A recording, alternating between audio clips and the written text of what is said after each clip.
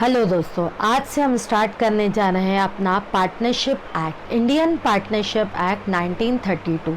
बेटा ये मेरा जो लेक्चर होगा, ये मेरा जो लेक्चर है सीए फाउंडेशन 12th स्टैंडर्ड्स दोनों के लिए ही इम्पॉर्टेंट है। अब 12th तो बिल्कुल बेसिक है, मैं आज यहाँ पे पूरा बेसिक फंडामेंटल पार्टनरशिप बताऊँगी। आखिर पार्टनरशिप क्या होता है, पार्टनरशिप क्यों स्टार्ट किया जाता है, पार्टनरशिप के बेनिफिट्स क्या होते हैं। 12th वालों के लिए तो मोस्ट इम्पॉर्टेंट है ही, साथ में सीए फाउंडेशन वालों के लिए भी इम्पॉर्टेंट है, क्योंकि सीए फाउंडेशन वाले बच्चों अब 12th में भले पढ़ के आए, लेकिन 12th की पुराना जो कचरा जम गया है उसको डस्ट को साफ़ करना है, पुराने डस्ट को साफ़ करना है। इसीलिए बेसिक फंडामेंटल जब तक आगे नहीं समझोगे तब तक आगे काम नहीं हो पाएगा। तो बेसिक फंडामेंटल बेटा बहुत समझना ज़रूरी है। इस वीडियो को लास्ट तक ज़रूर देखना। अगर आज का ये वीडियो देख लोगे तो आपके फंडामेंटल पूरी चीज़ें क्लियर हो जाएंगी। ठीक, तो स्टार्ट करते हैं इंडियन पार्टनरशिप एक्ट 1932। बेटा जैसा कि आप समझते हो, इंडियन पार्टनरशिप एक्ट 1932 सबसे पहले बेटा जब भी किसी बिज़नेस को स्टार्ट किया जाता है तो बिज़नेस को स्टार्ट करने के लिए क्या चाहिए रहता है, फंड। बिज़नेस को स्टार्ट करने के लिए डियर क्या चाहिए रहता है, फंड चाहिए रहता है, राइट। बिना बिज़नेस के, बिना पैसे के क्या कोई बिज़नेस स्टार्ट हो सकता है? नहीं, बिना पैसे के कोई भी बिज़नेस स्टार्ट नहीं हो सकता। तो क्यों बेटा फंड चाहिए? सिंपल सी बात है भैया, बिज़नेस में पैसा आएगा तभी हम बिज़नेस से एसेट्स खरीदेंगे, बिज़नेस का फर्नीचर खरीदेंगे, बिज़नेस के लिए बिल्डिंग खरीदेंगे, कंप्यूटर खरीदेंगे, एसीज खरीदेंगे। बिना पैसे के नहीं होता। तो ये रिस्क उठाता कौन है बिज़नेस को चलाने की? ओनर। बिज़नेस को चलाने की रिस्क उठाता है ओनर। ओनर पैसा लगाता है। अब ओनर कैसे पैसा लगाता है? फॉर एग्ज़ाम्पल मेरे पास अभी कितने रखे हुए हैं, 60 लाख रुपए रखे हुए हैं। अब इन 60 लाख से मैं बिज़नेस को स्टार्ट करना चाहती हूँ। अब 60 लाख रुपए से जब मैं अपने बिज़नेस को स्टार्ट करने जा रही हूँ तो 60 लाख में मेरा सोर्स लिमिटेड है। क्या आपको लगता है कि मैं ऑल ओवर इंडिया में उसको मार्केट को कैप्चर कर पाऊँगी 60 लाख से? बिल्कुल नहीं। 60 लाख से इन्फ्रा मुझे उतना ही बड़ा चाहिए। अगर मुझे ऑल ओवर इंडिया में चाहिए तो मेरी बिजनेस की फॉर एग्जांपल प्रोजेक्ट कॉस्ट है 3 करोड़ रुपए। कितनी है प्रोजेक्ट कॉस्ट? है मेरी 3 करोड़ रुपए और मेरे पास लिमिटेड फंड कितना है, 60। अब बोलोगे मैडम आपके पास, हमने 11th में पढ़ के आए हैं कि अगर किसी पर्सन के पास पैसा खुद का नहीं होता तो वो बैंक को अप्लाई कर सकता है। बिल्कुल बेटा, वो बैंक के साथ बैंक को अप्लाई कर सकता है, बैंक को बोल सकता है लोन दो। लेकिन जब बैंक आपको बेटा क्या देती है, सुनना ध्यान से, जब भी बैंक आपको लोन देती है तो आपकी नेटवर्थ के अकॉर्डिंग, नेटवर्थ यानी जितने आपकी कैपेबिलिटी होती है ना, जितने आपके पर्सनल एसेट्स है ना, उसके बेस पे बैंक आपको लोन देती है। तो फॉर एग्जांपल अगर मेरे पास 60 लाख है तो क्या बैंक, और मेरी प्रोजेक्ट कॉस्ट 3 करोड़ है, तो क्या बैंक मुझे 2 करोड़ 40 लाख का लोन देगी? बिल्कुल नहीं देगी। बोलेगी मैडम आपकी नेटवर्थ 60 लाख जितनी है ना, मैं उतना ही उससे इनफैक्ट कम ही देती है लोन। तो मैं बड़े टेंशन में आ गई। मुझे ऑल ओवर इंडिया या लार्ज स्केल पे मुझे अपने बिजनेस को लेके जाना है। तो मैंने ये अपना आइडिया किसी पर्सन के साथ शेयर किया। उस पर्सन ने कहा अरे आपकी मैडम सोच तो बहुत अच्छी है, हम एजुकेशन को और ऑल ओवर इंडिया में प्रमोट करना चाहते हैं। ठीक, तो उसके लिए हम बिजनेस एक्सपांशन करना चाहते हैं। मैंने कहा हाँ ये तो बहुत अच्छी बात है। तो हम दोनों ने मिलाया हाथ। उनने उससे कहा कि कुछ कैपिटल मैं भी लगाऊंगा और कुछ कैपिटल आप भी लगाना। तो ये हम दोनों ने हाथ मिला के कुछ कहा कि अरे अभी भी हमारे पास रिसोर्सेस क्या है ना, लिमिटेड है। तो हम दोनों ने ये अपने आइडियाज़ कुछ और लोगों के साथ शेयर किए। फॉर एग्जांपल ये शेयर किया हम लोगों ने 5 लोगों के साथ, और 5 लोग रेडी हो गए। तो अब हम 5 वो और 2 हम 7 मिलकर बिजनेस का स्टार्टअप करने जा रहे हैं। सातों ने अपनी क्या लगाई बिजनेस में, कैपिटल लगाई। सातों ने हाथ मिलाया। पहले 2 लोगों ने हाथ मिलाया, 2 लोगों ने हाथ मिलाने के बाद 5 फर्दर लोगों ने हाथ मिलाया। तो उसके बाद बस यही कहलाता है बेटा पार्टनरशिप। जब आप बिजनेस को बहुत लिमिटेड सोर्स पे रखना चाहते हो, आप अकेले ही प्रॉफिट कमाना चाहते हो, अकेले ही रिस्क बियर करना चाहते हो, अकेले ही प्रॉफिट कमाना चाहते हो, मेरी वर्ड सुनना, अकेले ही रिस्क बियर करना चाहते हो, तो आप खोलो सोल प्रोप्राइटरशिप। आप खोलो क्या, सोल प्रोप्राइटरशिप, एक अकेला बंदा जो बिजनेस को चलाता है उसे हम क्या कहते हैं, उसे हम क्या कहते हैं, सोल प्रोप्राइटरशिप। जैसे ये देखो मिस्टर जॉन है, केवल अकेले बंदे ने बिजनेस को इंट्रोड्यूस किया, इसे ही हम क्या कहेंगे बेटा, सोल प्रोप्राइटरशिप। लेकिन अगर आप अपने बिजनेस को बहुत लंबे लेवल पे ले जाना चाहते हो, एक्सपांशन करना चाहते हो, तो मल्टीपल पर्सन मिलके अपनी कैपिटल लगाएंगे, प्रॉफिट और रिस्क और लॉस, मल्टीपल लोग मिलके अपनी कैपिटल लगाएंगे, प्रॉफिट लॉस और रिस्क को क्या करेंगे, शेयर करेंगे, उसे कहते हैं पार्टनरशिप। तो partnership is the relationship between two और मोर पर्सन। पार्टनरशिप कितने लोगों का रिलेशन है, partnership is the relationship between two और मोर पर्सन। अब हम सब 5-7 लोगों ने मिलकर बिजनेस को स्टार्टअप किया, फॉर एग्जांपल उस बिजनेस का नाम दिया दीपशिखा क्लासेस। तो कितने लोगों का रिलेशन है, हमारे कितने लोगों की टीम है, 7 लोगों की टीम हुई, 7 लोगों ने मिलकर बिजनेस स्टार्ट किया, बिजनेस को कैरी करेंगे। अब बिजनेस को कैरी करने का मकसद क्या है, उद्देश्य क्या है, एम क्या है, what is the aim of our business, बताओ क्या होगा एम, क्या होगा, समाज सेवा करना कि प्रॉफिट कमाना। बेटा इतनी कैपिटल लगाइए, 3 करोड़ रुपए की कैपिटल लगाइए, इतनी रिस्क उठाइए, तो हमारा मकसद क्या होना चाहिए, हमारा मकसद होना चाहिए प्रॉफिट करना, क्योंकि हर बिजनेस का एक ही मकसद होता है, जनरली एक मकसद होता है सोशल वेलफेयर, हालांकि एक मकसद होता है जो अभी हम लोग कर रहे हैं, बहुत लोग कर रहे हैं, लेकिन जनरली बिजनेस का मकसद क्या होता है कि समाज प्रॉफिट मोटिव होता है। तो बिजनेस को हम लोगों का मकसद है बिजनेस में प्रॉफिट कमाना। चलो हम 7 लोग मिलकर प्रॉफिट कमा रहे, कमा के रख लिया बिजनेस में, क्या ये सही है भैया? हमारे घर वाले बोलेंगे आप इतना इतना पैसा अपने घर से लेके गए हो बिजनेस में लगाने के लिए। हमें तो मकसद क्या होता है बेटा, प्रॉफिट कमाना मकसद नहीं होता है, प्रॉफिट को शेयर करना मकसद होता है। तो partnership is the relationship between, कितने लोगों के बीच का रिलेशन है, जल्दी बताओ। Partnership is the relationship between 2 और मोर पर्सन। कितने लोगों का रिलेशन है बेटा, 2 या 2 से ज़्यादा लोगों का। Partnership is a relationship between 2 और more person who have agree, वो काय के लिए एग्री हुए, who have agree to share the profit और loss of the business. Madam law में प्रॉफिट लिखा है, बिल्कुल, who have agree to share the profit of the business, लेकिन बेटा प्रॉफिट का डीम्ड माना जाता है लॉस, क्योंकि बिजनेस प्रॉफिट भी कमाता है तो बिजनेस में कई बार लॉसेस भी होता है। जैसे फॉर एग्जाम्पल 2019 तक हम लोगों ने खूब कमाया फॉर एग्जाम्पल, और 2020 में आके क्या हुआ, कोविड-19 के कारण हमारे मोस्ट ऑफ बिजनेस, कंट्री के मोस्ट ऑफ बिजनेस फेल हो गए, तो लॉस कौन बियर करेगा, लॉस भी बिजनेस ही बियर करेगा। बिजनेस में कौन बियर करेगा, पार्टनर्स बियर करेंगे। तो partnership is the relationship between 2 और more person who have agree to share the profit of the business, who have agree to share the profit of the business. Business के profit को share करने के लिए agree हो रहे हैं, क्या हो रहे हैं, बिजनेस के प्रॉफिट को शेयर करने के लिए क्या हो रहे हैं बेटा, एग्री हो रहे हैं। समझ आ रहा है? चलो अब सुनो, इसमें एक लाइन और आई, इसमें एक लाइन और आई, देखना ध्यान से। Partnership is the relationship between the person who have agree to share the profit of the business. एक लाइन और आई, फॉर एग्जांपल हमने कितने लोगों ने किया, 7 लोगों ने बिजनेस स्टार्ट किया।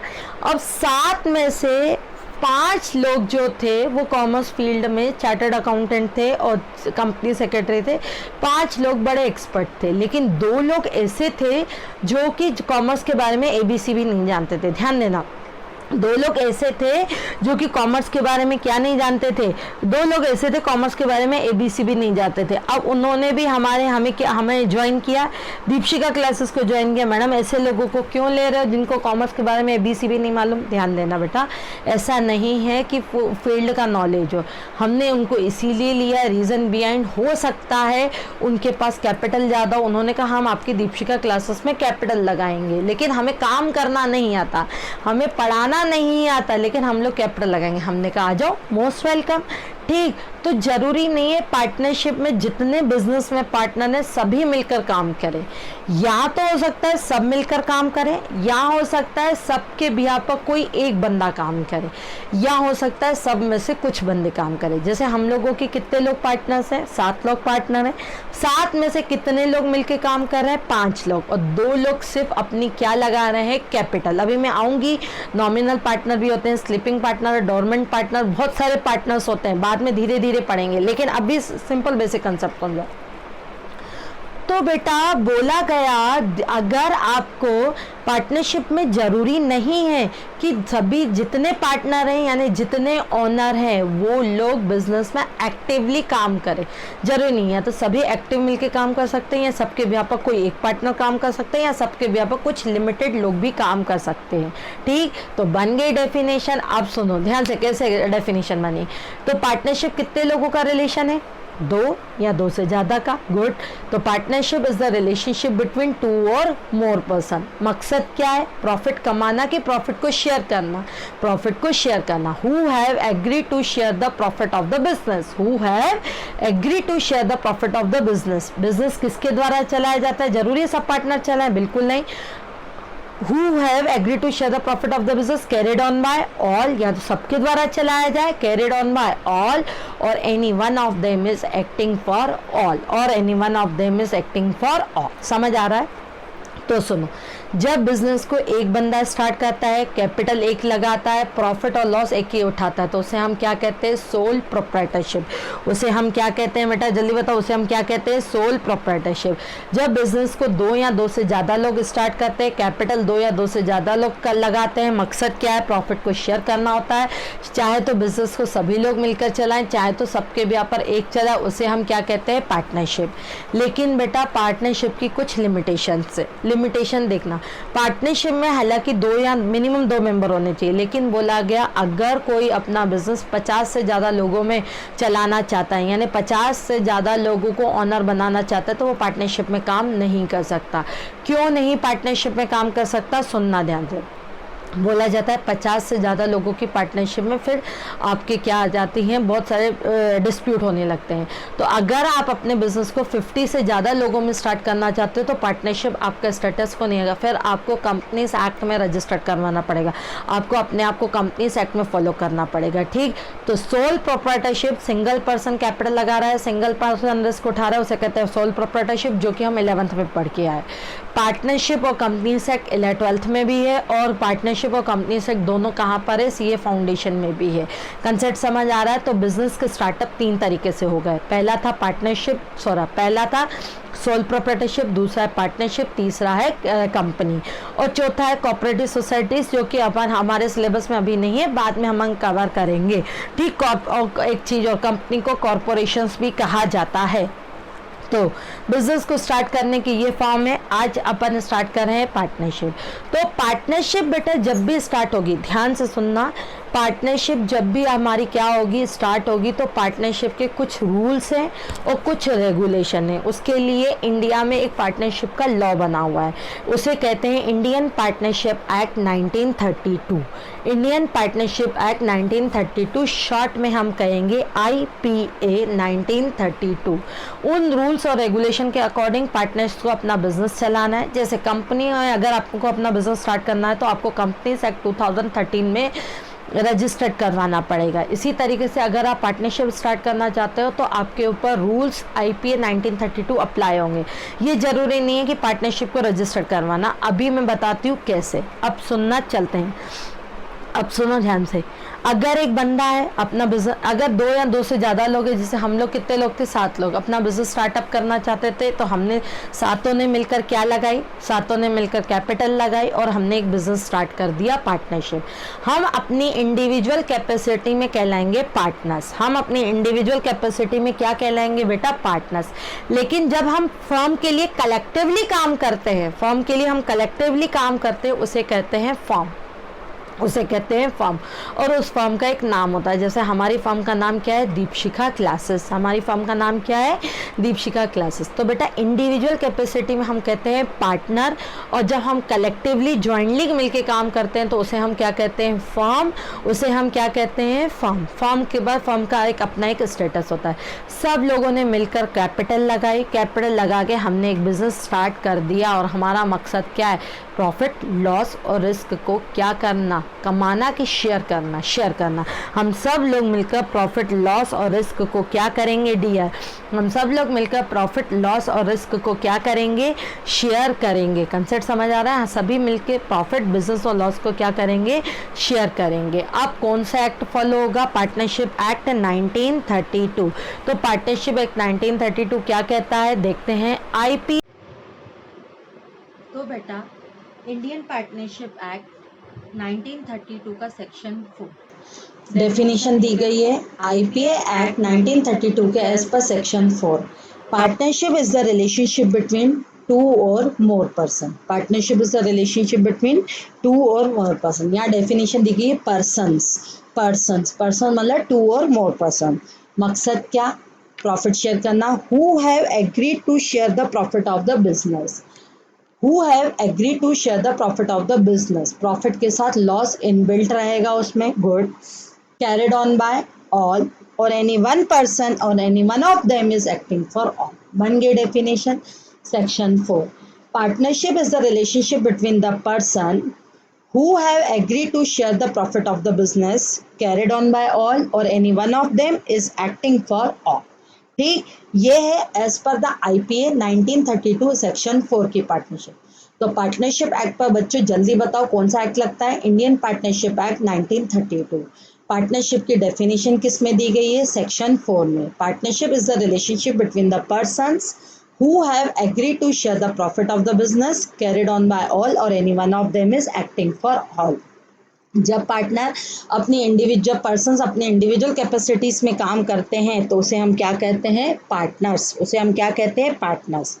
Partners means the person enter into the partnership individually. Collectively काम को क्या कहा जाता है? फर्म। कलेक्टिवली काम को क्या कहा जाता है? फर्म। और फर्म किसी नाम से चलती है। जैसे हम लोगों की फर्म, 7 लोगों की फर्म किस नाम से चल रही है? दीपशिखा क्लासेस के नाम से चल रही है। बस ये है। अब मैडम पार्टनरशिप स्टार्ट करने के फायदे क्या क्या है? पार्टनरशिप स्टार्ट करने के बेटा अब भी मैंने बताया आपको बहुत सारे फायदे। फिर से देख लेते एक बार क्या क्या फायदे हैं। इजीली फॉर्मेशन होता है। इजी कैसे फॉर्मेशन होता है? बहुत ज़्यादा कॉम्प्लेक्सिटी नहीं रहती। जैसे कंपनी सेट में अगर हम आप रजिस्टर करवाते हैं तो कंपनी उसके पूरे रूल्स और रेगुलेशन फॉलो करने पड़ते हैं। पार्टनरशिप के जो भी रूल्स, पहली बात तो बहुत नॉमिनल रूल्स है, वो फॉलो करके इजीली फॉर्मेट हो जाती है। और ज़रूरी नहीं है पार्टनरशिप को रजिस्टर करवाना। अभी मैं आऊँगी, ज़रूरी नहीं है पार्टनरशिप को रजिस्टर करवाना। सबकी अलग अलग मैनेजरियल स्किल्स रहती है। सबकी स्किल्स क्वालिफिकेशंस अलग अलग रहती है। तो सब लोग अपने अपने स्किल्स को कंट्रीब्यूट करते हैं, जिससे बिजनेस की क्या होती है? ग्रोथ होती है। रिस्क शेयर होता है, क्योंकि बिजनेस एक रिस्क है, एक एडवेंचर है। तो एक अकेला बंदा अगर रिस्क बियर करे उससे बेटर है अगर सभी लोग मिलकर रिस्क बियर करते हैं तो छोटी छोटी सी रिस्क आती है। और एक मोटिवेशन होता है कि अरे ठीक है, मुझे अकेले को रिस्क नहीं है, सभी लोग मिलकर काम कर रहे थे। टैक्स एडवांटेज बेटा पढ़ेंगे पार्टनरशिप में बहुत जल्द, क्योंकि पार्टनर जब सैलरी प्रोप्राइटर, जब ये आप लोगों को सी इंटर में है, प्रोप्राइटर जब अपनी सैलरी उठाता है तो टैक्स का बेनिफिट नहीं मिलता, लेकिन पार्टनर जब सैलरी उठाता है तो टैक्स का क्या मिलता है? बेनिफिट मिलता है। बेटर पब्लिक रिलेशंस है।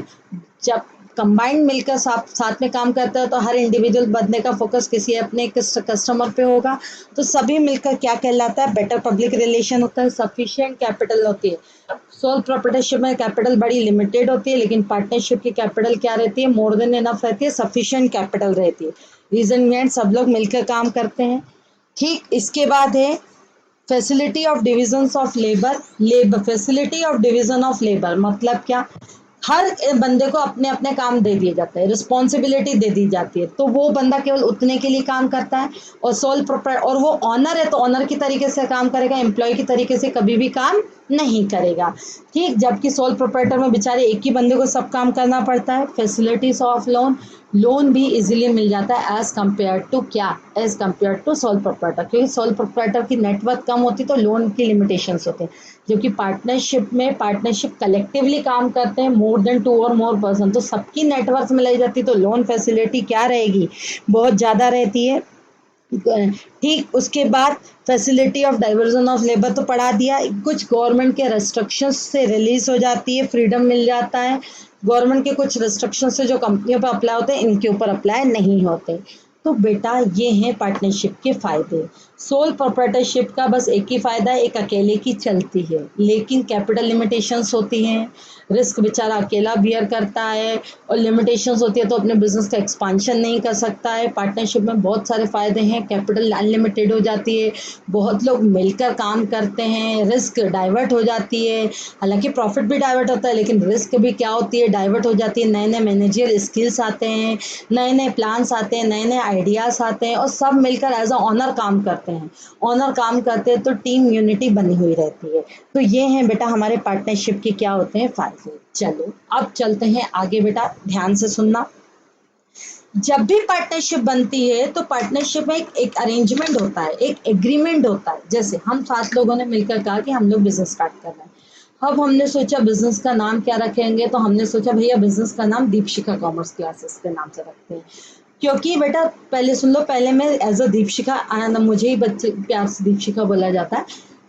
पहले मैं एज अ प्रोपराइटर काम करती थी, लेकिन मैंने सोचा कि क्यों प्रोपराइटर में बड़ी लिमिटेशंस थी, इसीलिए मैंने कहा क्यों ना हम पार्टनरशिप स्टार्ट करें। तो मैंने पार्टनरशिप में कुछ टीचर्स से, कुछ आउटसाइडर से बात की और मैंने कहा आप मेरी बिजनेस में कैपिटल लगाओगे? उन्होंने कहा हाँ ठीक है। तो हम लोगों ने मिलकर एक बिजनेस स्टार्ट किया। तो उन्होंने कहा कि मैडम नाम कुछ और रखे। मैंने कहा नाम भले कुछ आप और रख सकते हैं, लेकिन इस नाम से गुडविल है, मार्केट गुडविल जनरेट कर रहा है, तो यही नाम रखा जाना चाहिए। तो बेटा हम सब लोगों की एक मीटिंग बुलाई गई। मीटिंग में हम लोगों ने डिसाइड किया कि भैया फर्म का नाम क्या होगा। फर्म का नाम क्या होगा? Deepshikha commerce classes. फर्म की लोकेशन क्या होगी? हमने कहा फर्म की लोकेशन होगी भोपाल में हमारे 3-4 सेंटर हैं, ठीक फर्म की लोकेशन यहाँ यहाँ होगी। फिर हमने कहा फर्म में कितने लोग कैपिटल लगाएंगे, कितने लोग कैपिटल लगाएंगे, तो एक्स ने कहा इतने लगाएंगे, वाई ने कहा इतने लगाएंगे, मैंने कहा इतना लगाएंगे। ये डिसाइड हुआ। अब ध्यान से सुनना, ये सारी चीज़ें ओरली डिस्कस हुई। ओरली डिस्कस होने के बाद एक क्या बना, एक अरेंजमेंट बना, एक एग्रीमेंट बना। अब अगर बेटा अगर इन सब चीज़ों को हम कहीं लिखते हैं, ध्यान से सुनना, इन सब चीज़ों को अगर हम कहीं लिखते हैं, लिखने के बाद सभी पार्टनर इसके ऊपर साइन करते हैं, लिखने के ऊपर सभी पार्टनर्स इसके ऊपर साइन करते हैं और बाकायदा एक डीड पे बनाई जाती है, बाकायदा एक स्टैम्प पर बनाई जाती है। ये लॉ कहता है 1000 रुपए के स्टैम्प, आजकल तो 2000 हो गया, 1000 या 2000 रुपए के स्टैम्प पर ये डीड लिखना है। 1000 तो हम सब लोगों ने जो जो हमारे बीच में आपस में डिस्कशन हुए उसको 1000 या 2000 के स्टैम्प पर लिख लिया और हम सब लोगों ने लिखने के बाद उसके ऊपर क्या कर दी, साइन कर दिया। लिखने के बाद उसके ऊपर क्या कर दिया, साइन किया। जो भी हमारे बीच में म्यूचुअल अंडरस्टैंडिंग हुई थी उसे कहा जाता है partnership deed. Partnership deed is the written agreement. मैं वर्ड यूज कर रही हूँ, partnership deed is the written agreement. एक रिटर्न एग्रीमेंट होता है जो किसी स्टैम्प पर लिखा होता है, जिसमें सभी पार्टनर्स के क्या होते हैं, सिग्नेचर्स होते हैं। सभी पार्टनर्स के बेटा क्या होते हैं, सिग्नेचर्स होते हैं। इस डीड में लिखा जाता है फर्म का नाम क्या होगा, फर्म की लोकेशन क्या होगी, फर्म किस टाइप का बिजनेस करेगी। इसके अलावा आगे आगे चीज़ें, हम जो 7 लोग पार्टनर हैं, 7 लोग जो प्रॉफिट कमाएंगे तो प्रॉफिट शेयरिंग रेशियो हमारे बीच में क्या होगा। ज़रूरी नहीं है प्रॉफिट शेयरिंग रेशियो इक्वल हो, अनइक्वलिटी भी हो सकता है, कैपिटल के बेस पे भी हो सकता है, इक्वल भी हो सकता है। तो ये सारी चीज़ें डीड में लिखना ज़रूरी है। फर्म का नाम, business name, location, area of business, profit sharing ratio partners के बीच में, क्योंकि एंड ऑफ द अल्टीमेट मकसद क्या है, प्रॉफिट को शेयर करना। हम जो फॉर्म में प्रॉफिट होगा तो कौन से रेशियो में बांटेंगे। ओके, फिर हमने सोचा, बिल्कुल ध्यान से सुनना, हमने कहा कि हम लोग बिजनेस में कैपिटल लगा रहे, कोई 50 लाख लगा रहा है, कोई 60 लाख लगा रहा है, कोई 70 लाख लगा रहा है, तो उसको भी हमने डीड में लिखा। फिर हमने कहा कि अगर हम ये कैपिटल बिजनेस में नहीं लगाते तो हम कहीं बैंक में इन्वेस्ट करते हैं, बैंक हमें क्या देती, इंटरेस्ट देती। क्योंकि पार्टनरशिप बिजनेस एक एंटिटी कंसेप्ट पर चलता है। एंटिटी कंसेप्ट कहता है बिजनेस डिफरेंट फ्रॉम बिजनेसमैन। यहाँ बिजनेस का नाम क्या है, फर्म, और बिजनेसमैन कौन है, पार्टनर्स। तो partner is the different from firm, partners the different from firm. क्योंकि पार्टनर फर्म में क्या लगा रहा है, पार्टनर फर्म में कैपिटल लगा रहा है। तो अगर ये कैपिटल नहीं लगाता तो बैंक में इन्वेस्ट करता, बैंक इंटरेस्ट देती। तो पार्टनर लोगों ने डिसाइड किया क्यों ना हम इस कैपिटल पे फर्म से क्या ले, इंटरेस्ट ले। अब इंटरेस्ट का रेट क्या होगा, ये भी आपस में म्यूचुअली डिसाइडेड होगा और डीड में लिखा जाएगा। तो फर्म पार्टनर को कितना कैपिटल पर इंटरेस्ट देगी, कितना कैपिटल पे क्या देगी, इंटरेस्ट देगी, ये भी डीड में लिखा जाएगा। दूसरी चीज, अगर कोई पार्टनर, जैसे मैंने कहा था हमारे यहाँ 7 पार्टनर थे लेकिन 5 एक्टिवली काम करते और 2 सिर्फ कैपिटल लगा के बैठे हैं, तो बेटा कैपिटल तो सातों ने लगाई लेकिन एक्टिवली 5 लोग काम कर रहे हैं और सबको प्रॉफिट में हिस्सा तो सबको मिलेगा। लेकिन क्या ये जस्टिस कहता है? जस्टिस नहीं कहता। जस्टिस ये कहता है कि जो 5 लोग एक्स्ट्रा एफर्ट्स करें उनको कुछ एक्स्ट्रा भी मिलना चाहिए। प्रॉफिट तो सब सातों को मिलेगा लेकिन 5 जो एक्स्ट्रा हैं उनको एक्स्ट्रा भी क्या मिलना चाहिए बेटा, प्रॉफिट एक्स्ट्रा मिलना चाहिए। तो बोला जाएगा अगर कोई पार्टनर बहुत ज़्यादा एक्टिवली काम करता है तो हम उसको कितना सैलरी देंगे, ये भी डीड में लिखा होगा। और अगर कोई पार्टनर से बिजनेस ग्रोथ बहुत अच्छी होती है, बिजनेस ग्रोथ बहुत अच्छी होती है तो बिजनेस उसको कितना कमीशन देगा, ठीक, बिजनेस उसको कितना कमीशन देगा ये भी डीड में लिखा होगा। साथ में डीड में लिखा होगा कि अगर कोई पार्टनर फर्म में कैपिटल के अलावा फर्म को कुछ लोन देता है, कैपिटल सभी पार्टनर लगाएंगे लेकिन अगर कोई पार्टनर कैपिटल के अलावा फर्म को कुछ लोन देता है तो लोन पर फर्म कितना इंटरेस्ट देगी, लोन पे फर्म कितना इंटरेस्ट देगी, ये भी सारी चीज़ें कहाँ लिखी होगी, पार्टनरशिप डीड में। तो partnership deed is the written agreement जो कि 1000 या 2000 के स्टैम्प पर बनाया जाता है। उसमें फर्म का नाम, business name, location, firm location, type of business, capital introduce by the partners, profit sharing ratio, capital पे फर्म कितना इंटरेस्ट देगी, लोन पे फर्म कितना इंटरेस्ट देगी, कोई बंदा एक्स्ट्रा एफर्ट्स करेगा तो उनको सैलरी और कमीशन कितनी दी जाएगी। इनफैक्ट इन नियर फ्यूचर हम किसी अगर नए पार्टनर को एडमिशन अपनी फर्म में देंगे तो उसका क्या रूल्स होंगे, क्या रेगुलेशन होंगे, क्या अरेंजमेंट होगा। कोई पार्टनर हमारे बिजनेस से निकलना चाहता है, अब आगे कंटिन्यू नहीं करना चाहता तो वो कैसे निकलेगा, तो ये बेटा सारी चीज़ें डीड में लिखी होंगी और डीड रजिस्टर्ड हो जाएगी। 1000 के स्टैम्प पर बनवा दोगे, बहुत सिंपल है, किसी नोटरी के पास जाना है आपको, नोटरी से 1000 रुपये का स्टैम्प उठवाना है और ये जो मैं लिखे हुए हैं ये मेरे फॉर्म, ये सारे जो लिखे हुए हैं बेटा ये सारी चीज़ें मेरे को, ये आपको उसमें डीड में लिखना है, ठीक है। Form name, profit sharing ratio और आपकी डीड रजिस्टर्ड हो जाएगी। बस आप पार्टनरशिप एक्ट में रजिस्टर्ड हो गए। अब आप अपना क्या स्टार्ट कर दो, बिजनेस स्टार्ट करो। तो मैडम क्या पार्टनरशिप डीड बनाना जरूरी है? बिल्कुल नहीं। अगर आप पार्टनरशिप डीड बनाते हो तो एज गुड आपको क्या करना है, अगर आप पार्टनरशिप डीड बनाते हो तो बहुत अच्छी बात है, डीड के अकॉर्डिंग सारे काम होंगे। जैसे हमने डिसाइड किया कि भैया प्रॉफिट शेयरिंग रेशियो क्या होगा, हमने डिसाइड किया कि भैया प्रॉफिट शेयरिंग रेशियो होगा 3:2:1। फॉर एग्जांपल 3 पार्टनर है ए बी एंड सी, तो 3:2:1 होगा। लेकिन ज़रूरी नहीं है ये डीड बनाना। तो मैडम डीड नहीं बनेगी तो कैसे पता लगेगा प्रॉफिट शेयरिंग रेशियो कितना होगा, पार्टनर को सैलरी कितनी दी जाएगी, पार्टनर को कमीशन कितनी दी जाएगी।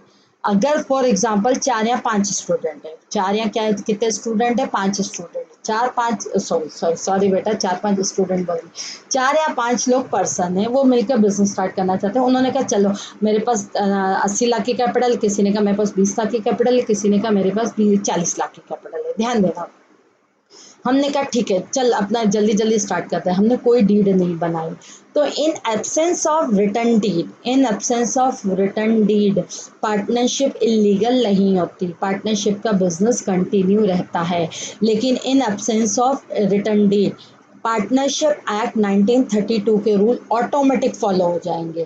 फिर अगर किसी को कोई डिस्प्यूट होगा तो भी उसका डिस्प्यूट नहीं सुना जाएगा, ऑटोमेटिकली फॉलो हो जाएंगे। या तो आप लिखित में ले लो कि मुझे ये हमारा प्रॉफिट शेयरिंग रेशियो ये होगा, कैपिटल पे इंटरेस्ट ये होगा, सैलरी इतनी होगी, हम इस तरीके से वर्किंग करेंगे, ये सारी चीज़ें रिटर्न में लिख लो। या अगर आप रिटर्न में नहीं लिखते हो तो ऑटोमेटिक आप जंप करोगे IPA इंडियन पार्टनरशिप एक्ट 1932 के रूल्स पर। एज पर द IPA 1932 कब फॉलो होगा, जब डीड रिटर्न में नहीं होगी, तो ऑटोमेटिक आप जंपिंग कहाँ कर लोगे, IPA के रूल पर। IPA एक्ट कहता है profit sharing ratio will be equal, profit sharing ratio will B क्या होगा, equal. For example ABC 3 partner है, इन तीनों ने जल्दबाजी में बिजनेस स्टार्ट कर दिया, सबने कैपिटल लगा दी। अब ए ने कैपिटल लगाई 30 लाख रुपए, बी ने कैपिटल लगाई 20 लाख रुपए और सी ने कैपिटल लगाई 10 लाख रुपए। बिजनेस स्टार्ट कर दिया, कोई रिटर्न डीड नहीं हुई, कुछ नहीं हुआ। साल के आखिरी में इन लोगों ने प्रॉफिट कमाया। भैया इन्होंने जो प्रॉफिट कमाया ना वो कमाया 15 लाख का। अब द प्रॉब्लम ये आई कि 15 लाख का इन्होंने कहीं रिटर्न में नहीं लिखा कि हमारा प्रॉफिट शेयरिंग रेशियो इतना होगा, ये इन्होंने बैंक अकाउंट में अपनी कैपिटल जमा कर दी। ओके, अब प्रॉफिट में 15 लाख रुपए का क्या है बेटा, प्रॉफिट है। अब ये तीनों ए बोलने लगा कि हम अपने प्रॉफिट को 3:2:1 में बांटेंगे क्योंकि मैंने कैपिटल ज्यादा लगाई, मुझे प्रॉफिट में हिस्सा ज्यादा चाहिए। बी ने कहा मुझे भी ज्यादा चाहिए। सी ने कहा नहीं ऐसा नहीं चलेगा। तो नहीं ऐसा नहीं चलेगा। अब इन तीनों के डिस्प्यूट को कैसे सॉल्व होगा? आपने डीड नहीं बनाई, गलती आपकी। आपने डीड नहीं बनाई, गलती आपकी। अब ये प्रॉफिट बेटा बटेगा इक्वली बटेगा। इक्वली कितना कितना बटेगा? 5-5 लाख। क्या मैडम ये जस्टिस है? ये बेचारे ने कैपिटल ज्यादा लगाई तो जस्टिस नहीं है, तो आप पहले से ही डीड बनवा लेते। रिटर्न डीड आपकी नहीं है तो profit sharing ratio will be equal. तो बोलते हैं in absence of deed partnership illegal नहीं होती। In absence of deed partnership illegal नहीं होगी। In absence of deed rule of IPA follow होंगे। और रूल ऑफ आईपीए कहता है profit sharing ratio will be equal. चाहे कोई कुछ भी कर ले, चाहे किसने कितनी भी कैपिटल लगाई हो, प्रॉफिट शेयरिंग रेशियो इक्वल होगा। यहाँ तो डीड में लिखो तो एज पर द डीड होगा, डीड नहीं लिखोगे तो profit sharing ratio will B क्या होगा? इक्वल। पार्टनर को कैपिटल पे कोई इंटरेस्ट नहीं दिया जाएगा। अगर डीड नहीं बनी तुम्हारी तो पार्टनर को कैपिटल पे कोई इंटरेस्ट नहीं दिया जाएगा। कोई भी पार्टनर एक्टिवली काम करता है, कोई भी पार्टनर एक्टिवली काम करता है, कितने भी एफर्ट्स करता है, पार्टनर को कोई भी बोनस और सैलरी कमीशन नहीं दिया जाएगा। पार्टनर का प्रॉफिट शेयरिंग रेशियो क्या होगा इन एब्सेंस ऑफ डीड? पहले तो बताओ पार्टनरशिप इलीगल होगी कि लीगल होगी? पार्टनरशिप लीगल होगी। कौन सा रूल लग जाएंगे? इंडियन पार्टनरशिप एक्ट 1932 के रूल लग जाएंगे। प्रॉफिट शेयरिंग रेशियो क्या होगा? इक्वल। इंटरेस्ट ऑन कैपिटल नहीं दिया जाएगा। पार्टनर को सैलरी, बोनस और कमीशन नहीं दिया जाएगा। कोई भी पार्टनर अगर फर्म को कैपिटल के अलावा लोन देता है, कैपिटल के अलावा लोन देता है तो interest on loan 6% per annum से दिया जाएगा। मैडम अगर डीड में लिखा है 15% से देना तो 15 दो। डीड में लिखा है, अगर डीड में जितना लिखा है तो डीड का लिखा हुआ, तो डीड नहीं लिखा रहा है तो इंटरेस्ट ऑन लोन कितना दिया जाएगा? 6% पर एनम से दिया जाएगा।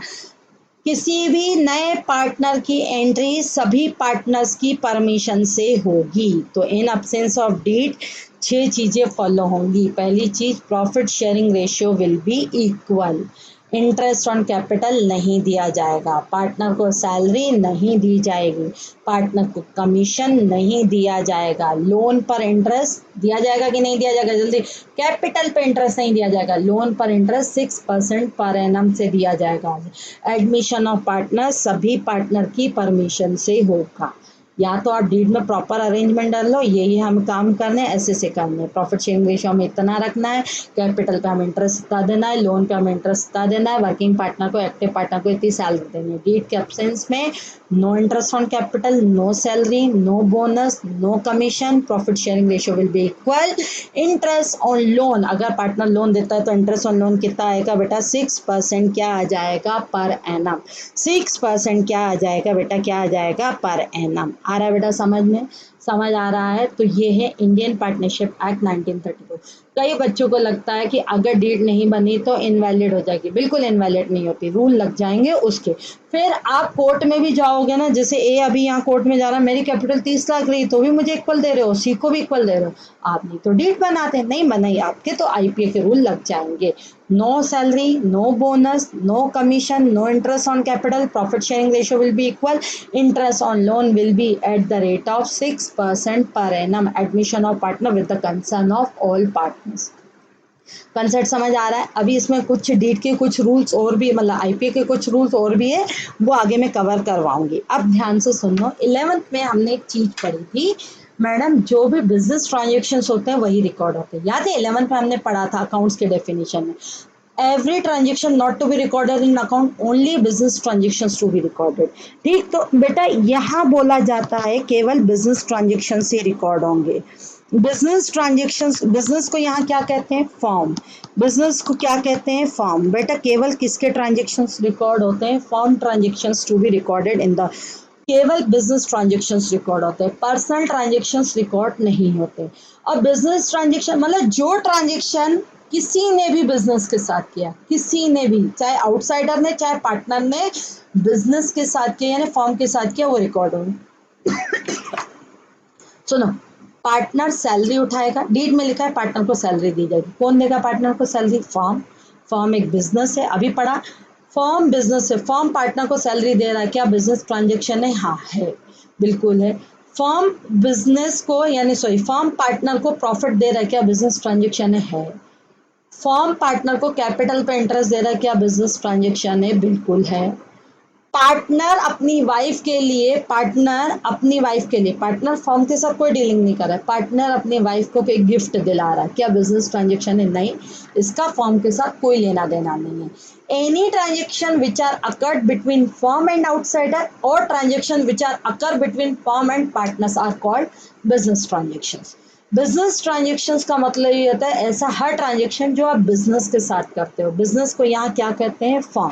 बिजनेस को यहाँ क्या कहते हैं? फर्म। अब बेटा यहाँ पे पार्टनरशिप, प्रोप्राइटरशिप में तो एक ही होता था, बिजनेस, बिजनेस के से जो ट्रांजेक्शन होते थे। पार्टनरशिप फर्म में जो भी ट्रांजेक्शन, जो भी रेवेन्यू एक्सपेंडिचर, यहाँ मैं वर्ड यूज कर रही हूँ, अभी मैं बात कर रही हूँ रेवेन्यू एक्सपेंडिचर। चलो अच्छा, अभी रेवेन्यू एक्सपेंडिचर भी मैं बहुत जल्दी हो जाएगा, वो भी छोड़ देती हूँ।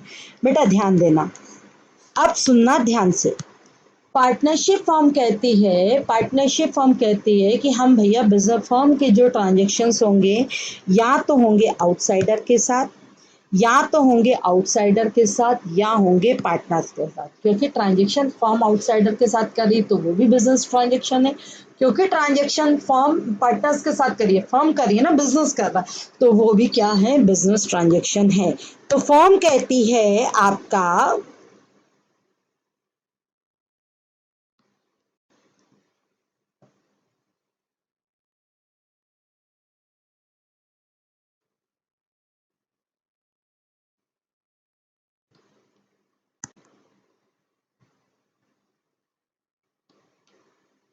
हाँ, फर्म कहती है कि हमारे जो बिजनेस फर्म के जो ट्रांजेक्शन्स होते हैं, एक होते हैं आउटसाइडर के साथ, किसके साथ बेटा?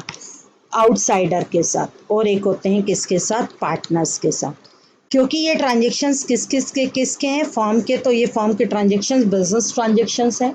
बिजनेस ट्रांजेक्शन्स को आप बुक्स में रिकॉर्ड करते हो, 11th में हम पढ़ चुके हैं। डियर ध्यान से सुनना, फॉर्म जो, और ये मैं अभी सिंपल ट्रांजेक्शन्स पढ़ा रही हूँ, रेवेन्यू ट्रांजेक्शन्स। रेवेन्यू ट्रांजेक्शन्स का मतलब होता है जिनका benefit with in the 1 year मिलता है। जिनका बेनिफिट क्या मिलता है बेटा? विद इन द 1 ईयर मिलता है। अब सुनो ध्यान से, कोई भी ट्रांजेक्शन्स जो फर्म आउटसाइडर के साथ करती है तो वो जाते हैं ट्रेडिंग अकाउंट में, वो जाता है ट्रेडिंग अकाउंट में, क्योंकि रेवेन्यू आइटम्स ट्रेडिंग और P&L में जाते हैं, ट्रेडिंग अकाउंट में, और जाते हैं प्रॉफिट एंड लॉस अकाउंट में। Any transactions which are occurred between firm and outsider, तो बेटा वो कहाँ जाएंगे? ट्रेडिंग अकाउंट में, और कहाँ जाएंगे? प्रॉफिट एंड लॉस अकाउंट में। Any transactions which are occurred between firm and partners, firm and partners, वो जाते हैं डियर P&L अप्रोप्रिएशन अकाउंट में। कहाँ जाते हैं डियर? P&L अप्रोप्रिएशन अकाउंट में। Except interest on partners loan, ये क्या होता है वो अभी हम थोड़ी देर के बाद आएंगे। ठीक, ठीक है, समझ आ रहा है? कोई भी ट्रांजेक्शन अगर फर्म आउटसाइडर्स के साथ करेगी तो बेटा वो कहाँ जाएगा? ट्रेडिंग अकाउंट में या प्रॉफिट एंड लॉस अकाउंट में। और कोई भी ट्रांजेक्शन अगर फर्म पार्टनर्स के साथ करती है तो वो कहाँ जाता है? P&L अप्रोप्रिएशन अकाउंट में। डियर, कोई भी ट्रांजेक्शन फर्म अगर आउटसाइडर के साथ करती है तो उसे माना जाता है खर्चे। खर्चों को कहा जाता है चार्ज अगेंस्ट प्रॉफिट। खर्चों को क्या कहा जाता है? Charge against profit. और अगर कोई भी ट्रांजेक्शन अगर फर्म पार्टनर्स के साथ करती है तो वो कहा जाता है एप्रोप्रिएशन, प्रॉफिट का एप्रोप्रिएशन, प्रॉफिट का बंटवारा, प्रॉफिट का बंटवारा। चाहे फिर वो जरूरी नहीं प्योर प्रॉफिट हो, चाहे वो profit in the form of salary हो, in the form of bonus हो, in the form of commission हो, in the form of capital on interest, interest on capital हो, आएंगे धीरे धीरे। Any transactions which are occur between firm and outsider, कहाँ जाएगा? Outsider, outsider यानी not owner, trading account या P&L अकाउंट में। हाँ, ट्रेडिंग अकाउंट में कहाँ कौन से जाते थे? डायरेक्ट आइटम, याद है ना? ट्रेडिंग अकाउंट में कौन से आइटम जाते थे? Direct item. और P&L अकाउंट में कौन से आइटम जाते थे बेटा? जल्दी बताओ। इनडायरेक्ट आइटम्स जाते थे। और any transaction which are occur between firm and partners except interest on loan, कहाँ जाएगा? P&L अप्रोप्रिएशन अकाउंट में। ध्यान देना, सेल, ये ट्रांजेक्शन कौन कर रहा है बेटा? फर्म। ये कहाँ जाएगा? ये कहाँ जाएगा वो हमें आइडेंटिफाई करना है। ये ट्रांजेक्शन कर रही है फॉर्म, फॉर्म कर रही है सेल, बताओ कहाँ जाएगा। सेल कहाँ जाता है मैडम, सेल हमने सेल किसको होगी, कस्टमर्स को, तो वो कहाँ जाएगा, ट्रेडिंग अकाउंट में। गुड परचेज ट्रेडिंग अकाउंट में। रेंट किसको देते हो बेटा, रेंट किसको दिया जाता है, लैंडलॉर्ड को। लैंडलॉर्ड क्या ओनर है, पार्टनर है, नहीं बिल्कुल नहीं। तो रेंट किसको दोगे, रेंट कहाँ जाएगा, पी एंड एल अकाउंट में, इनडायरेक्ट एक्सपेंसेस है। एम्प्लॉय सैलरी, एम्प्लॉय सैलरी भी बेटा कहाँ जाएगी, पी एंड एल अकाउंट में। चलो आ जाओ, पार्टनर सैलरी, जल्दी बताओ, partner salary, any transaction which are occurred between firm and partners, कहाँ जाएगा, पी एंड एल की, पी एंड एल अप्रोप्रिएशन में। बेटा कहाँ जाएगा, पी एंड एल कहाँ जाएगा, अप्रोप्रिएशन में। Okay. Interest on partners capital, interest on partners capital, transaction firm और पार्टनर्स के बीच है, तो कहाँ जाएगा बेटा, पी एंड एल कहाँ जाएगा, अप्रोप्रिएशन में। पी एंड एल कहाँ जाना है, अप्रोप्रिएशन में। Interest on bank loan, interest on bank loan, bank हमारी ऑनर है कि पार्टनर है क्या, नहीं, तो बेटा कहाँ जाएगा, पी एंड एल में। समझ आ रहा है। कोई भी ट्रांजेक्शन जो कि फर्म और आउटसाइडर के बीच में होगा वो जाएगा पी एंड एल में, और कोई भी ट्रांजेक्शन जो फर्म और पार्टनर्स के बीच में होगा वो कहाँ जाएगा, प्रॉफिट एंड, वो कहाँ जाएगा, पी एंड एल अप्रोप्रिएशन में। Any transaction which are occurred between firm and outsider transfer in P and L account, and any transactions which are occurred between firm and partners transfer in P and L appropriation account. अब madam ये कैसे बनाते हैं, बिल्कुल बस ख़त्म होने पर है, आ जाओ बनाते हैं। यहाँ बनाते हैं हम बेटा trading account and P and L account. Trading account और क्या आएगा बेटा, पी एंड एल अकाउंट। याद करो 11th में हमने ट्रेडिंग अकाउंट बनाया था, याद है 11th में ट्रेडिंग अकाउंट बनाया था, बिल्कुल याद है मैडम, कैसी बातें कर रहे हो, भूल सकते हैं क्या हम। चलो सुनो, पहले बनता था ट्रेडिंग अकाउंट, याद है, सबसे पहले आता है to opening stock, to opening stock, opening stock आ जाएगा। ओके, अगेन टू क्या आएगा, टू क्या आएगा, परचेस, यहाँ परचेस आता है ना, नेट परचेस, नेट परचेस का मतलब क्या होता है, परचेस माइनस परचेस रिटर्न। यहाँ आ जाएगा by sale, net sales, net sales मतलब sale minus sales return. By क्या आ जाएगा बेटा, क्लोजिंग स्टॉक, बाय क्या आ जाएगा, क्लोजिंग स्टॉक, क्लोजिंग स्टॉक, ठीक है। उसके बाद टू कौन से एक्सपेंस आते थे बेटा, यहाँ डायरेक्ट एक्सपेंसेस, याद है ना, डायरेक्ट एक्सपेंसेस, तो यहाँ आ जाएगा आपका क्या, ग्रॉस प्रॉफिट, खर्चा। ठीक है, खर्चा कहाँ जाता है, डेबिट, याद है ना, खर्चा जाता है डेबिट, और इनकम कहाँ जाती है, क्रेडिट। पर्टिकुलर अमाउंट, पर्टिकुलर और क्या आता है, अमाउंट। आ रहा है बेटा समझ में, समझ आ रहा है ना। चलो आ जाएगा ग्रॉस प्रॉफिट। आ जाओ अब देखो बेटा, ध्यान देना, ये आ गया ग्रॉस प्रॉफिट। अब ग्रॉस प्रॉफिट के नीचे क्या बनता है, प्रॉफिट एंड लॉस अकाउंट। कोई भी ट्रांजेक्शन फर्म और आउटसाइडर के बीच में होता था तो कहाँ जाता है, पी एंड एल या ट्रेडिंग में, ट्रेडिंग में डायरेक्ट और पी एंड एल में इनडायरेक्ट। तो बाय बेटा क्या आ जाएगा, जल्दी बताओ, ग्रॉस प्रॉफिट। बाय क्या आएगा, ग्रॉस प्रॉफिट। ग्रॉस प्रॉफिट में से टू क्या करोगे, एम्प्लॉय सैलरी कहाँ जाएगी, एम्प्लॉय कौन है, ऑनर है, पार्टनर है कि आउटसाइडर है, outsider, employee salary. Interest on bank loan, two interest on क्या आ जाएगा बेटा, बैंक लोन। लैंडलॉर्ड हमारा आउटसाइडर है, हाँ बिल्कुल आउटसाइडर है, तो लैंडलॉर्ड को रेंट दोगे तो आउटसाइडर। अब बेटा इधर देखो, ये आ जाएगा ग्रॉस प्रॉफिट। अब इस ग्रॉस प्रॉफिट में से ये करोगे, ग्रॉस प्रॉफिट में से जो प्रॉफिट आएगा उसे कहेंगे नेट प्रॉफिट, उसे क्या कहेंगे, नेट प्रॉफिट। ध्यान से सुनना, ध्यान देना बेटा, ये नेट प्रॉफिट। याद करो सोल प्रोप्राइटरशिप में नेट प्रॉफिट को कैपिटल अकाउंट में ले जाते थे, कैपिटल अकाउंट में ले जाते थे, याद है, क्योंकि प्रॉफिट किसने कमाया, ऑनर ने। एंटिटी कंसेप्ट ये कहता था business and businessman both are the separate person, business में मेहनत बिजनेसमैन ने की तो प्रॉफिट हम किसको देंगे, बिजनेसमैन को, क्योंकि बिजनेस को, बिजनेसमैन को कैसे देते थे, उसकी कैपिटल में जाके क्या कर देते थे, ऐड कर देते थे, याद है। हाँ यहाँ पे भी प्रॉफिट ऑनर ने कमाया। अब प्रॉब्लम ये क्रिएट हुई, ये नेट प्रॉफिट एक का नहीं है, ये नेट प्रॉफिट क्या है, कितने लोगों का है, मल्टीपल पार्टनर्स का है। जैसे हमारे यहाँ 7 लोगों का है, कहीं जगह अगर 3 पार्टनर है तो 3 लोगों का है। अब इस नेट प्रॉफिट को डिवाइड किया जाएगा, इस ये जो फर्म ने नेट प्रॉफिट कमाया है, फर्म ने जो भी नेट प्रॉफिट कमाया है वो दिया जाएगा नेट प्रॉफिट पार्टनर्स को। अब बेटा नेट प्रॉफिट पार्टनर्स को ध्यान से सुनना, जो ट्रांजेक्शन फर्म ने किसके साथ किए, आउटसाइडर के साथ किए, आउटसाइडर के साथ करने के बाद उसने प्रॉफिट कमाया।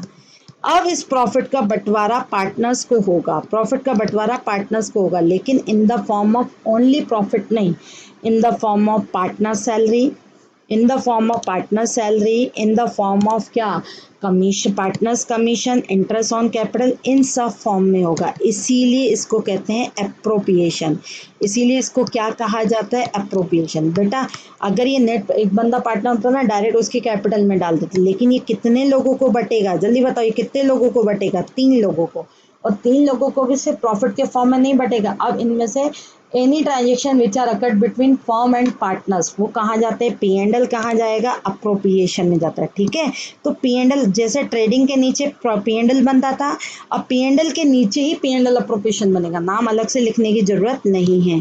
तो बाय आ जाएगा डियर क्या, नेट प्रॉफिट। अब इस नेट प्रॉफिट में से सबसे पहले पार्टनर्स को क्या दोगे, इस नेट प्रॉफिट में से इस नेट प्रॉफिट का बंटवारा पार्टनर्स को करेंगे।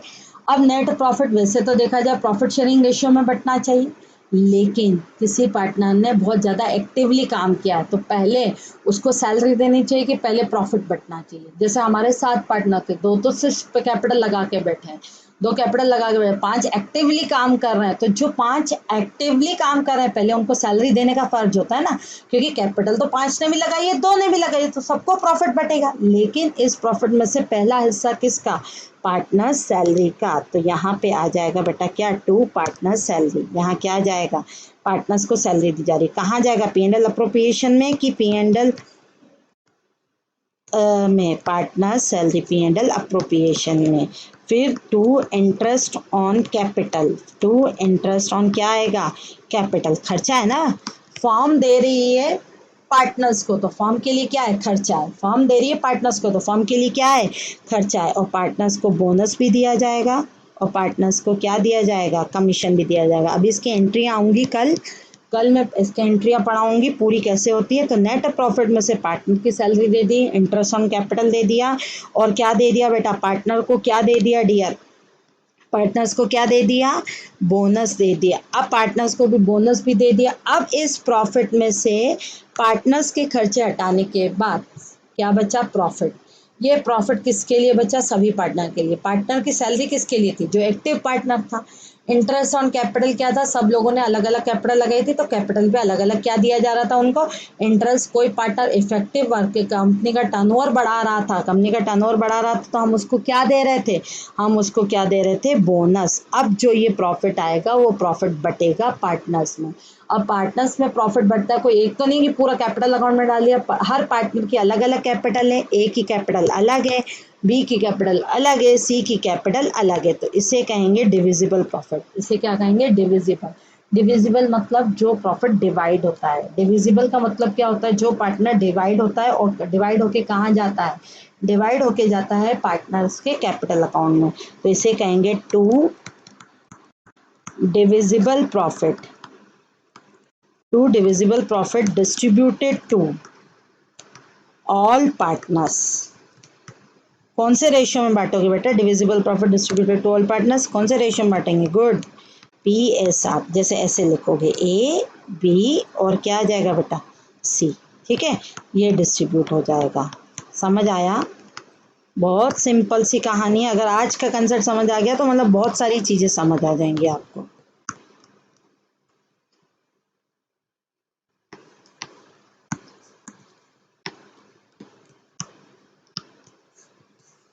ठीक है, तो ये होता है, ये हुआ हमारा ट्रेडिंग अकाउंट, ये हो गया P&L अकाउंट, और ये हो गया P&L अप्रोप्रिएशन अकाउंट। तो ट्रेडिंग अकाउंट में कौन से आइटम जाते हैं, डायरेक्ट।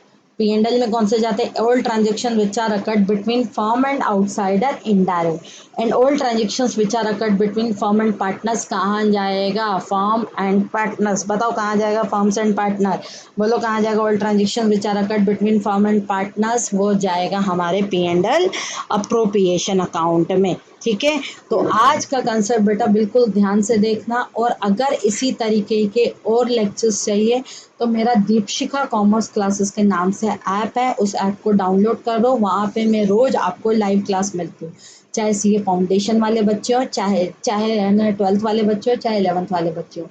ठीक, तो वहाँ पे मैं आपको लाइव क्लास के लिए मिलती हूँ। इसके लिए आपको दीपशिका कॉमर्स क्लासेस का ऐप डाउनलोड करना पड़ेगा। ऐप जैसे डाउनलोड करोगे, ऐप में आपको शेड्यूल्स दिख जाएंगे कि हम आप इस दिन इस इतने बच्चे लाइव रहते हैं, और रेगुलर क्लासेस वहाँ चलती हैं, और वहाँ पे बाकायदा एक एक क्वेश्चंस मैं करवाऊंगी। ठीक है, तो आपको अगर और लेक्चर्स देखने हैं तो दीपशिका कॉमर्स क्लासेस का ऐप जरूर डाउनलोड कर लेना। ठीक, चलो आज के लिए तक, बाकी करेंगे कल। ठीक, और वहाँ पे मैं एक एक प्रैक्टिकल क्वेश्चंस करवाती हूँ। यहाँ अभी मैंने थोड़ा कंसेप्ट समझाया, वहाँ मैं एक एक प्रैक्टिकल क्वेश्चंस करवाती हूँ, और ज़्यादा डीपली नॉलेज में वहाँ पे कवर करवाऊंगी। ठीक है, ठीक, तो मिलते हैं अगले वीडियो में। ठीक बेटा, थैंक यू सो मच।